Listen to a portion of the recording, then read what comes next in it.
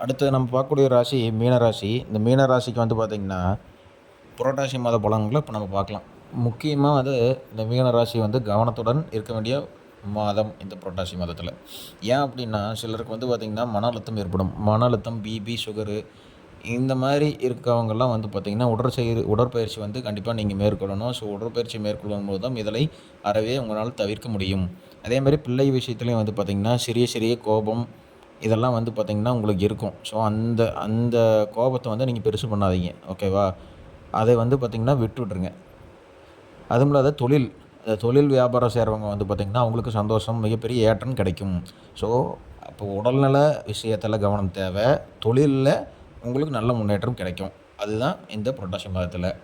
So நீங்கள் வந்து பார்த்திங்கன்னா, புதுசாக ஏதாவது பொருள் வாங்குவீங்க. அதாவது தங்க, நகை இந்த மாதிரி முதலீடுகள் இல்லை அப்படின்னா பொன்பொருள் சேர்க்கை, அதாவது இடம் வாங்குவீங்க. இந்த மாதிரியும் சில இது பண்ணுவீங்க. அது இல்லாமல் வந்து பார்த்திங்கன்னா, தைரியமாக நீங்கள் ஒரு சில முடிவுகள் எடுப்பீங்க. அதாவது இடம் வாங்குறதோ, வீடு வாங்குறதோ, இல்லை வேறு ஏதாவது ஒரு பணத்தை கொண்டு போய் ஒரு வியாபாரத்தில் போடுறதோ, இதுக்கெல்லாம் வந்து பார்த்திங்கன்னா டக்குன்னு நீங்கள் ஒரு முடிவு எடுத்து அதில் வந்து ஈடுபடுவீங்க.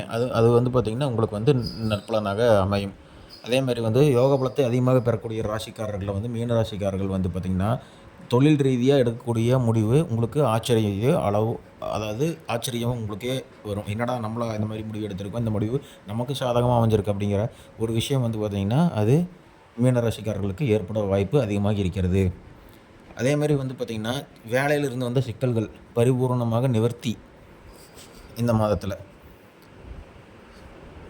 அதேமாதிரி யாரோ ஏதோ ஒரு சொல்கிறாங்க, நான் இந்த வேலையை பாரு, அந்த வேலையை பாரு, அதாவது இப்போ நீங்கள் ஒரு வேலை செஞ்சுட்ருக்கீங்கன்னா, இந்த வேலையை விட்டுட்டு அந்த வேலையை பாரு அப்படின்ட்டு உங்களை ரீடைரக்ட் பண்ணுறதுக்கு வாய்ப்பு இருக்குது. அந்த இதில் வந்து நீங்கள் கவனத்தை செலுத்தாதீங்க. உங்களோட வேலையில் நீங்கள் கவனத்தை செலுத்துங்க.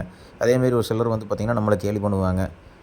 அதனால் வந்து அவங்க நம்மளுக்கு இப்படி சொல்கிறாங்க, அப்படி சொல்கிறாங்க அப்படின்ட்டு நமக்கு தேவையில்லாத ஒரு பிரச்சனைகள், தேவையில்லாத முடிவுகளை வந்து நீங்கள் எடுக்கவே கூடாது. ஸோ இதெல்லாம் நீங்கள் அறவே தவிர்க்க வந்து பார்த்திங்கன்னா, தயவுசெய்து உடற்பயிற்சி மேற்கொள்ளுங்கள், மனப்பயிற்சி மேற்கொள்ளுங்கள். அந்த மனப்பயிற்சி மேற்கொள்வது அதாவது யோகா.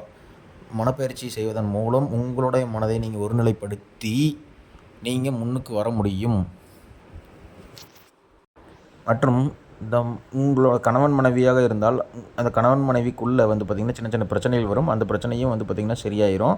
அது இல்லாமல் உங்களோட உடல்நிலையில் அதிக கவனமாக இருக்கணும். நீங்கள் குலதெய்வ வழிபாடு பண்ணுங்கள். அது வந்து பார்த்திங்கன்னா உங்கள் குலதெய்வ வழிபாடு பண்ணுறது உங்களுக்கு வந்து இந்த மாதிரி சின்ன சின்ன நெகட்டிவிட்டியிலேருந்து உங்களை வந்து காப்பாற்றி கொடுக்கும். ஸோ முக்கியமாக வந்து பார்த்திங்கன்னா உங்கள் குலதெய்வ வழிபாடு இந்த மாதத்தில் மீனராசிக்காரர்கள் செய்ய வேண்டும்.